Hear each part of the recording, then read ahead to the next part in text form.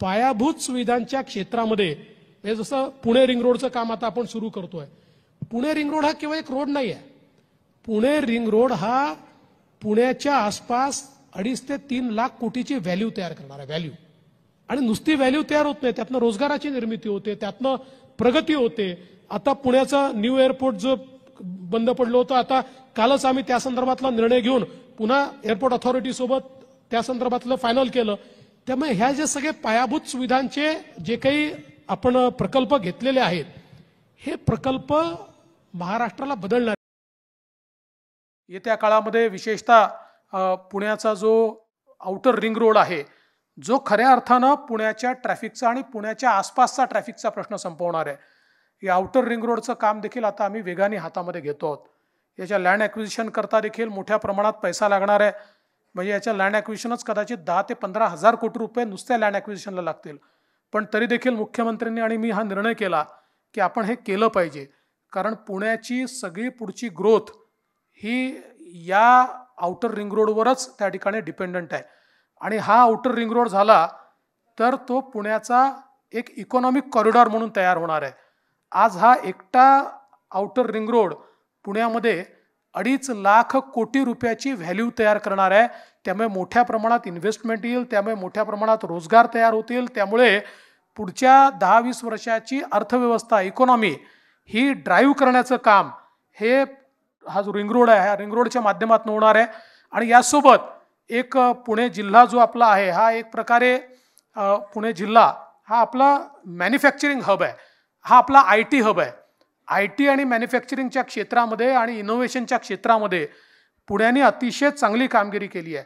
पण आपण पाहतोय आज बंगलोरसारखं शहर जे ITचं माहेरघर झालं, पण आता नव्याने बंगलोरमध्ये इन्व्हेस्टमेंट पाहिजे त्या प्रमाणात जात नाही आहे. याचं काय कारण आहे तर त्या ठिकाणी आता मोठ्या प्रमाणात कंजेशन झालं आहे. त्यामुळे पुण्याचं कंजेशन जर आपण दूर केलं आणि पुण्यामध्ये जर आपण इन्फ्रास्ट्रक्चर अधिकचं तयार केलं तर मला विश्वास आहे की जशी एक अतिशय चांगली इकोसिस्टीम आज बंगलोरमध्ये आपल्याला तयार झालेली दिसते आहे, त्याहीपेक्षा चांगली इकोसिस्टीम ही आपण पुण्यामध्ये तयार करू शकतो. आणि मोठ्या प्रमाणात या ठिकाणी ITचं क्षेत्र असेल, इनोव्हेशनचं क्षेत्र असेल किंवा मॅन्युफॅक्चरिंगचं क्षेत्र असेल, यामध्ये नव्याने जॉब क्रिएशन हे आपण पुढच्या काळामध्ये करू शकतो. तर मग आता इथे फेज 2चं काम सुरू आहे, म्हणजे खूप जोरात काम सुरू आहे. लवकरात लवकर इथे चांगल्या प्रकारे फेज 1 सारखेच प्लॉट्स काढले जातील. पण मग तुम्हाला खूप चांगली संधी आहे एवढ्या कमी प्राईजमध्ये प्लॉट्स घ्यायला. आणि याच्यानंतर तर 31 नंतर तर आपली प्राईस वाढणार आहे. तर मग या फेस्टिव्ह सीझनमध्ये तुम्ही तुमचे प्लॉट्स बुक करू शकतात. तर मग आपल्याला रिंग रोड आणि फूड मॉल तर बघायला भेटणार आहे. त्यासोबत आपल्याला Nashik high speed railway line आपल्या प्लॉटच्या जवळूनच जाणार आहे. तर तिथे तुम्हाला दिसू शकतं की तिथे फेज 2 आहे आणि फेज 2चं कन्स्ट्रक्शन चालू आहे. आता मी इथे आले आहे रिंग रोडचं कन्स्ट्रक्शन तुम्हाला दाखवायला. तुम्ही बघू शकतात की ते चांगल्या प्रकारे इथे कन्स्ट्रक्शन चालू आहे रिंग रोडचं. तर रिंग रोड फेज 2च्या जस्ट साईडनी पास होणार आहे. जसे की तुम्हाला सांगितलं की 200 मीटर नी पास होणार आहे. तुम्हाला दिसत आहे की ते चांगल्या प्रकारे कन्स्ट्रक्शन सुरू आहे.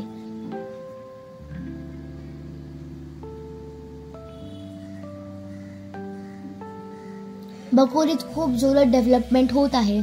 तर मग त्या डेव्हलपमेंटच्या पार्टमध्ये तुमचा प्लॉट ही असेल तर मग तुम्ही चांगल्या डेव्हलप्ड एरियात राहणार. तर मग लवकरात लवकर इथे प्लॉट्स बुक करा.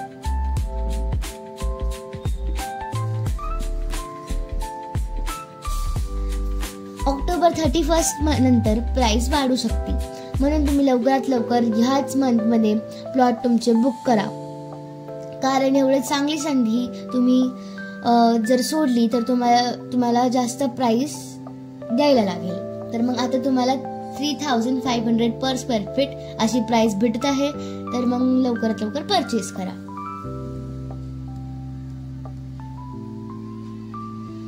जसं की तुम्हाला सांगितलं फूड मॉल आणि पेट्रोल पंप. तर मग आपल्या प्लॉटच्या जस्ट बिसाइडला इथेच फूड मॉल आणि पेट्रोल पंपचं कन्स्ट्रक्शन सुरू आहे.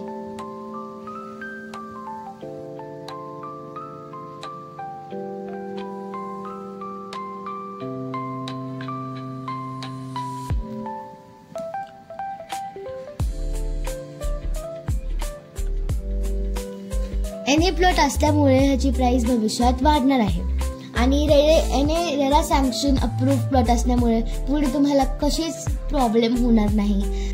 व्हिडिओ बघायसाठी धन्यवाद. खाली दिलेल्या नंबरवरती आमच्याशी कॉन्टॅक्ट करा.